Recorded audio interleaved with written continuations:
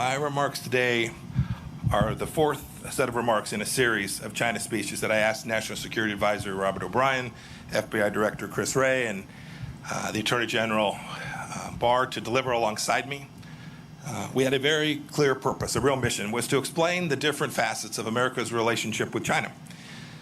The massive imbalances in that relationship that have built up over decades, and the Chinese Communist Party's designs for hegemony. Our goal was to make clear that the threats to Americans that President Trump's China policy aims to address are clear, and our strategy for securing those freedoms established. You know, Ambassador O'Brien spoke about ideology. FBI Director Wray talked about espionage. Attorney General Barr spoke about economics. And now my goal today is to put it all together for the American people and detail what the China threat means for our economy, for our liberty, and indeed for the future of free democracies around the world. Next year marks half a century since Dr. Kissinger's secret mission to China, and the 50th anniversary of President Nixon's trip isn't too far away in 2022. You know, the world was much different then. We imagined engagement with China would produce a future with bright promise of comedy and cooperation. But today we're all still wearing masks and watching the pandemic's body count rise because the CCP failed in its promises to the world. We're reading every morning new headlines of repression in Hong Kong and in Xinjiang.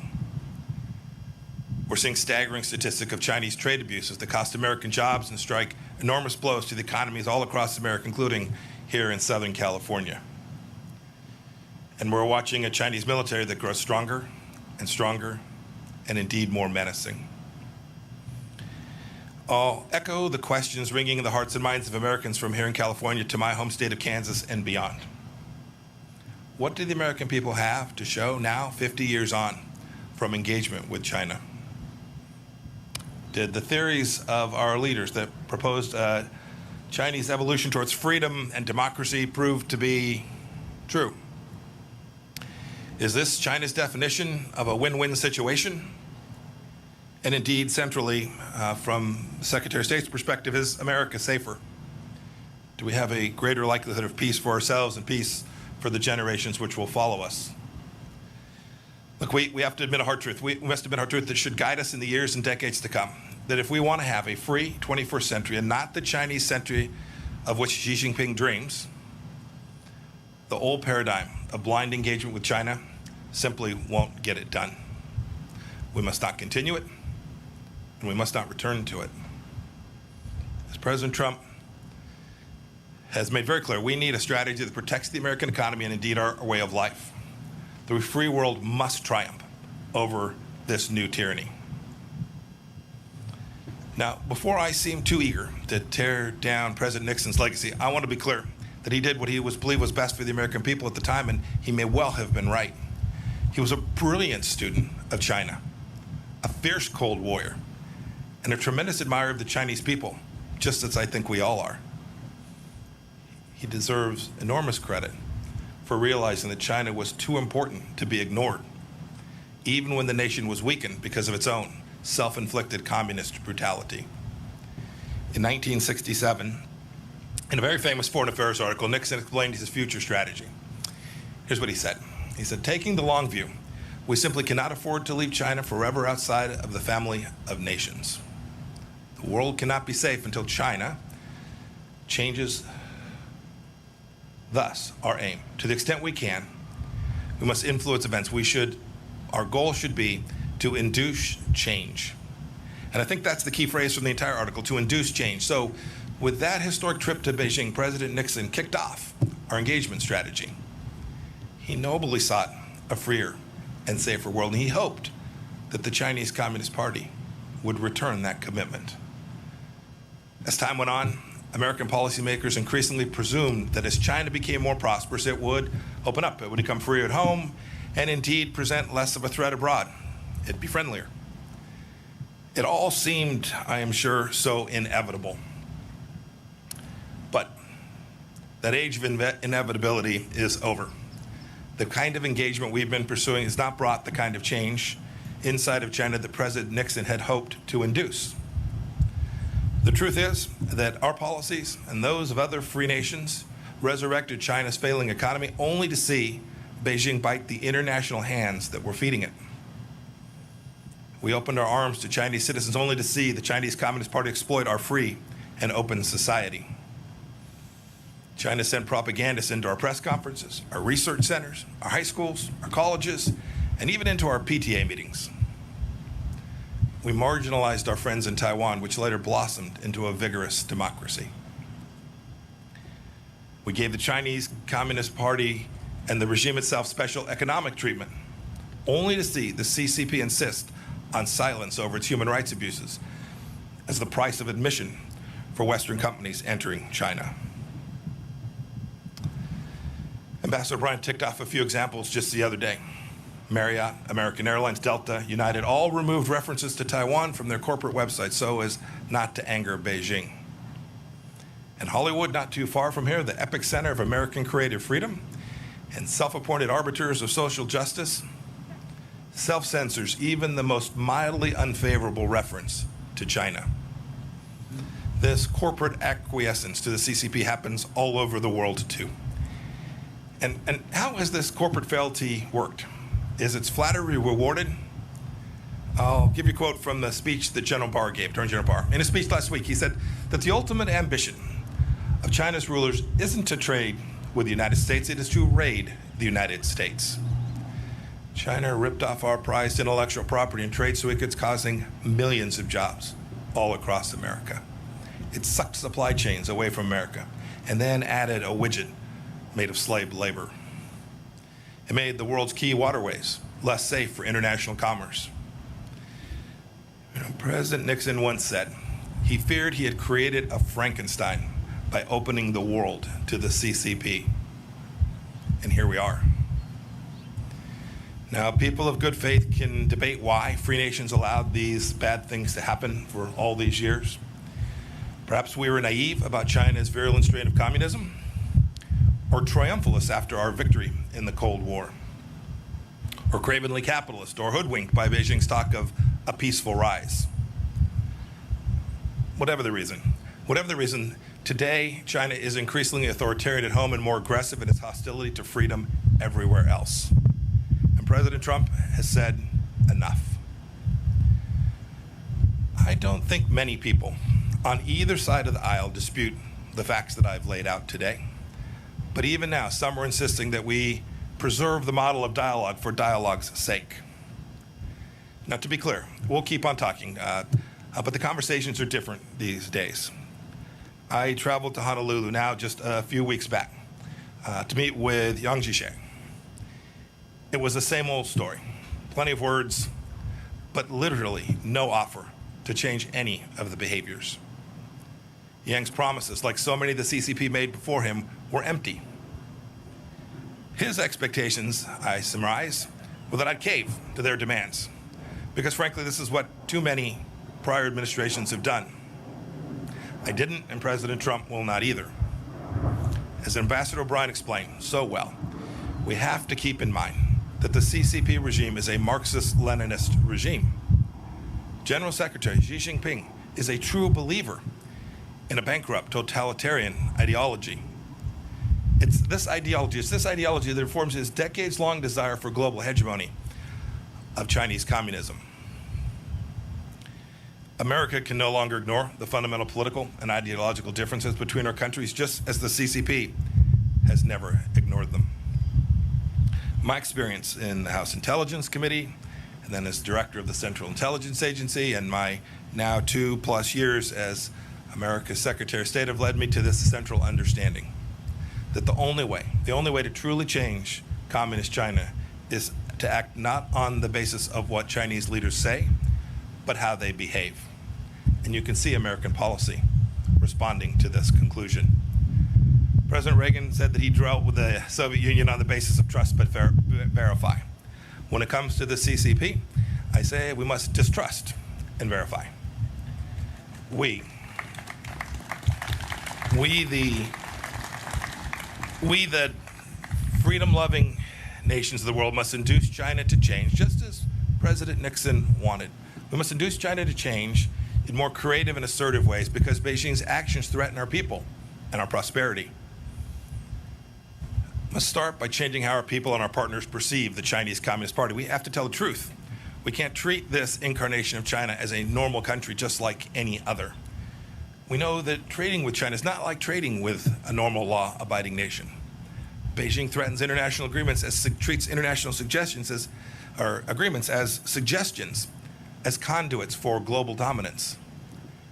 But by insisting on fair terms, as our trade representative did when he secured our Phase 1 trade deal, we can force China to reckon with its intellectual property theft and policies that have harmed American workers. We know, too, that doing business with a CCP-backed company is not the same as doing business with, say, a Canadian company. They don't answer to independent boards, and many of them are state-sponsored and so have no need to pursue profits. A good example is Huawei. We stopped pretending Huawei is an innocent telecommunications company just showing up to make sure you can talk to your friends. We've called it what it is, a true national security threat, and we've taken action accordingly. We know, too, that if our companies invest in China, they may wittingly or unwittingly support the Communist Party's gross human rights violations. Our Departments of Treasury and Commerce have thus sanctioned blacklisted Chinese leaders and entities that are harming and abusing the most basic rights for people all across the world. Several agencies have worked together on a business advisory to make certain that our CEOs are informed of how their supply chains are behaving inside of China. We know, too, that not all Chinese students and employees are just normal students and workers that are coming here to make a little bit of money and to garner themselves some knowledge. Too many of them come here to steal our intellectual property and to take this back to their country. The Department of Justice and other agencies have vigorously pursued punishment for these crimes. We know that the People's Liberation Army is not a normal army, too. Its purpose is to uphold the absolute rule of the Chinese Communist Party elites and expand a Chinese empire, not to protect the Chinese people. And so our Department of Defense has ramped up its efforts, freedom of navigation operations out throughout the East and South China Seas and in the Taiwan Strait as well. And we've created a space force to help deter China from aggression on that final frontier. And so, too, frankly, we've built out a new set of policies at the State Department dealing with China, pushing President Trump's goals for fairness and reciprocity to rewrite the imbalances that have grown over decades. Just this week, we announced the closure of the Chinese consulate in Houston because it was a hub of spying and intellectual property theft. We reversed 2 weeks ago 8 years of cheek turning with respect to international law in the South China Sea. We've called on China to conform its nuclear capabilities to the strategic realities of our time. And the State Department at every level, all across the world, has engaged with our Chinese counterparts simply to demand fairness and reciprocity. But our approach can't just be about getting tough. That's unlikely to achieve the outcome that we desire. We must also engage and empower the Chinese people, a dynamic, freedom-loving people who are completely distinct from the Chinese Communist Party. That begins with in-person diplomacy. I've met Chinese men and women of great talent and diligence wherever I go. I've met with Uyghurs and ethnic Kazakhs who have escaped Xinjiang's concentration camps. I've talked with Hong Kong's democracy leaders, from Cardinal Zen to Jimmy Lai. 2 days ago in London, I met with Hong Kong freedom fighter Nathan Law. And last month, in my office, I heard the stories of Tiananmen Square survivors. One of them's here today. Wang Dan was a key student who has never stopped fighting for freedom for the Chinese people. Mr. Wang, will you please stand so that we may recognize you?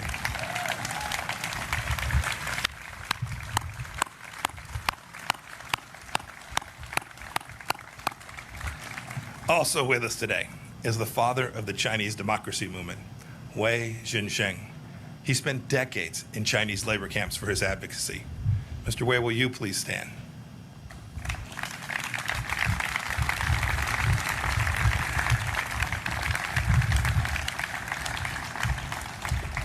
The You know, I grew up and served my time in the Army during the Cold War, and if there's one thing I learned, communists almost always lie. The biggest lie that they tell is to think that they speak for 1.4 billion people who are surveilled, oppressed, and scared to speak out. Quite the contrary, the CCP fears the Chinese people's honest opinions more than any foe. And save for losing their own grip on power, they have no reason to. Just think how much better off the world would be, not to mention the people inside of China, if we had been able to hear from the doctors in Wuhan and they'd been allowed to raise the alarm about the outbreak of a new and novel virus.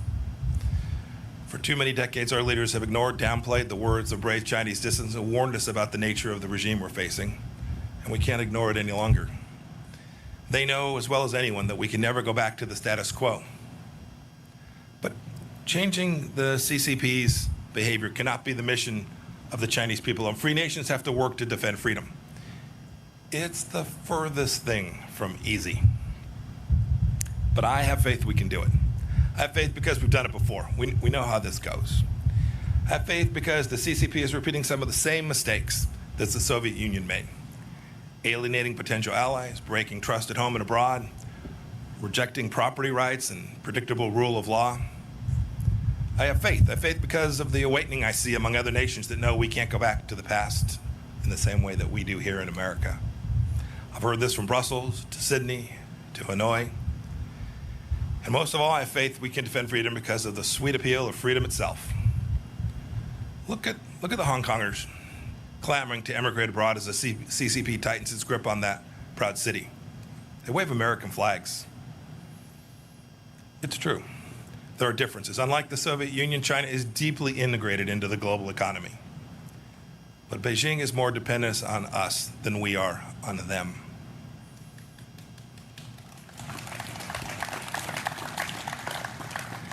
Look, I reject the notion that we're living in an age of inevitability, that some trap is preordained, that CCP supremacy is the future. Our approach isn't destined to fail because America is in decline. As I said in Munich earlier this year, the free world is still winning. We just need to believe it and know it and be proud of it.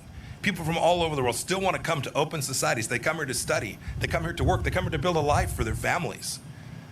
They're not desperate to settle in China. It's time. It's great to be here today. The timing is perfect. It's time for free nations to act. Not every nation will approach China in the same way, nor should they. Every nation will have to come to its own understanding of how to protect its own sovereignty, how to protect its own economic prosperity, and how to protect its ideals from the tentacles of the Chinese Communist Party.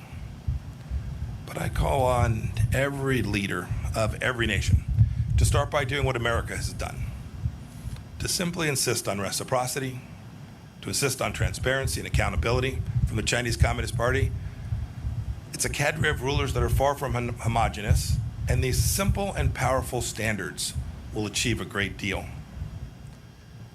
For too long, we let the CCP set the terms of engagement, but no longer. Free nations must set the tone. We must operate on the same principles. We have to draw common lines in the sand that cannot be washed away by the CCP's bargains or their blandishments.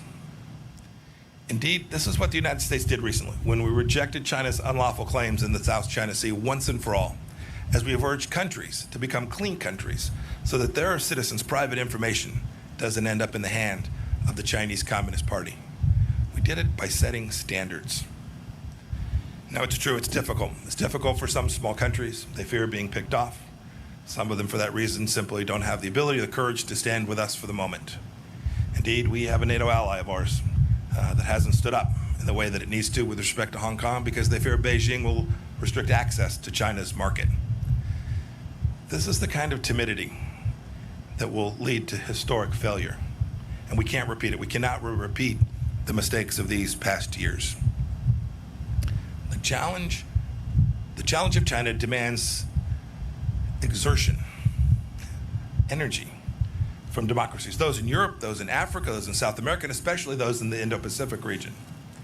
And if we don't act now, ultimately, the CCP will erode our freedoms and subvert the rules-based order that our societies have worked so hard to build. If we bend the knee now, our children's children may be at the mercy of the Chinese Communist Party, whose actions are the primary challenge today in the free world. General Secretary Xi is not destined to tyrannize inside and outside of China forever unless we allow it. Now, this isn't about containment. Don't buy that. It's about a complex new challenge that we've never faced before. The USSR was closed off from the free world. Communist China is already within our borders. So we can't face this challenge alone. The United Nations, NATO, the G7 countries, the G20, our combined economic, diplomatic, and military power is surely enough to meet this challenge if we direct it clearly and with great courage. Maybe it's time for a new grouping of like-minded nations, a new alliance of democracies. We have the tools. I know we can do it. Now we need the will.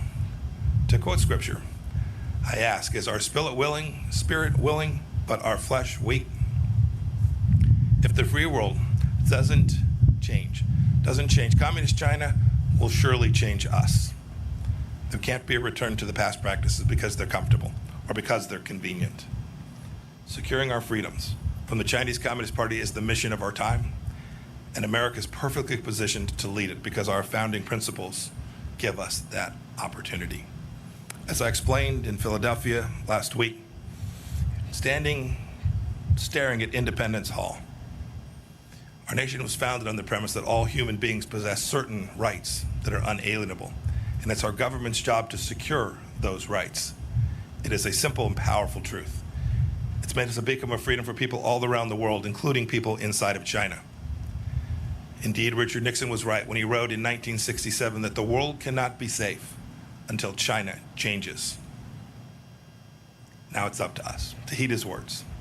Today, the danger is clear, and today the awakening is happening. Today, the free world must respond. We can never go back to the past. May God bless each of you. May God bless the Chinese people. And may God bless the people of the United States of America. Thank you all.